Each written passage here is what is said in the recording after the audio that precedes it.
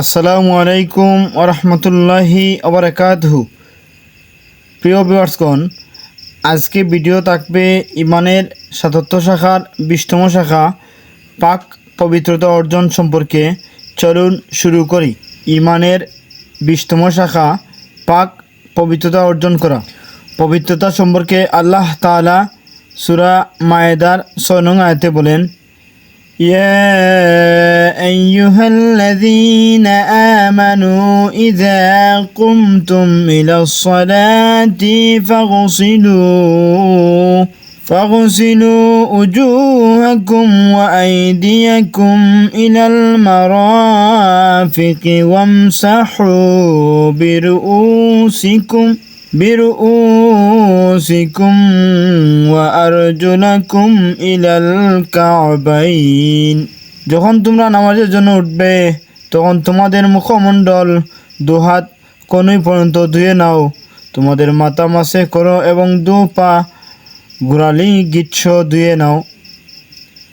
আবু মালিক আল আশারি রাদিয়াল্লাহু আনহু থেকে বর্ণিত, নবী করিম সাল্লাল্লাহু আলাইহি সাল্লাম বলেছেন, আত-তুহুরু শাতরুল ঈমানি ওয়ালহামদুলিল্লাহি তামলাউল মিজানা ওয়া সুবহানাল্লাহি ওয়ালহামদুলিল্লাহি তামলানে আও তামলাউ মা বাইনাস সামাওয়াতি ওয়াল আরদি ওয়াস সালাতু নূরুন ওয়াস সাদাকাতু বুরহানুন والصبر ضياء والقرآن حجة لك أو عليك كل الناس يغدو فبائع نفسه فموتقها أو موبقها।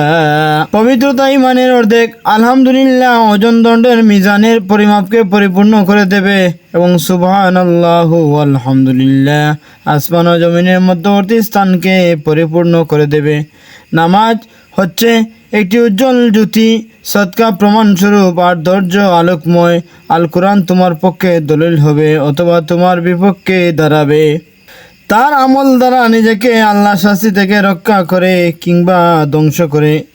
উল্লেখিত হাদিসের মধ্য থেকে বিশেষ উল্লেখযোগ্য বিষয় হলো যে হাদিসের পবিত্রতা অর্জনকে অর্ধেক ঈমান বলে স্বীকৃতি দেওয়া হয়েছে, কারণ ইসলামের পবিত্রতা অর্জনকে গুরুত্ব দেওয়া হয়েছে।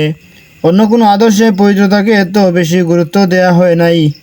তাই ইসলামের প্রায় সকল গুরুত্ব ইবাদত শুদ্ধ গ্রহণযোগ্য হওয়া কিংবা না হওয়া ভিত্তিশীল পবিত্রতা সঠিকভাবে হওয়া ও না হওয়ার পর, অর্থাৎ পবিত্রতা অর্জন ছাড়া কোনো ইবাদতই আল্লাহর নিকট গ্রহণযোগ্য হয় না। ইবাদত কবুল হওয়ার জন্য অন্তরের তথা নিয়তের পবিত্রতা 100% অপরিহার্য, আর দৈহিক পবিত্রতা অধিকাংশ এই ক্ষেত্রে আবশ্যিক। তাই পবিত্রতা অর্জনকে অর্ধেক ঈমান বলা হয়েছে।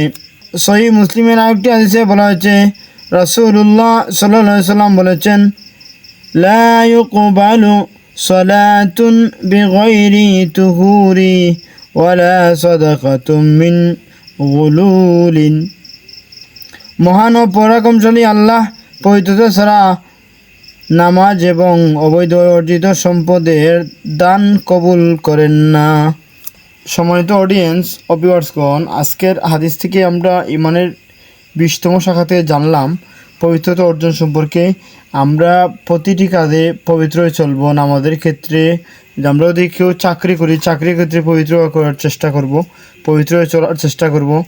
ঘুষ খাবো না, ঘুষ দেব না, ঘুষের সাক্ষী দেব না, ঘুষ গ্রহণে মানুষকে বাধা প্রদান করব। শারীরিকভাবে অর্থনৈতিকভাবে যেভাবে হোক আমরা পারি ঘুষ থেকে মানুষকে দূরে রাখার চেষ্টা করব। ব্যক্তি জীবনে আন্তর্জাতিক জীবনে পবিত্রতা অর্জনের জন্য আল্লাহ রাব্বুল আলামিন আমাদেরকে তৌফিক দান করুন। আমিন ইয়া রাব্বাল আলামিন। আসসালামু আলাইকুম ওয়া রাহমাতুল্লাহি ওয়া বারাকাতুহু।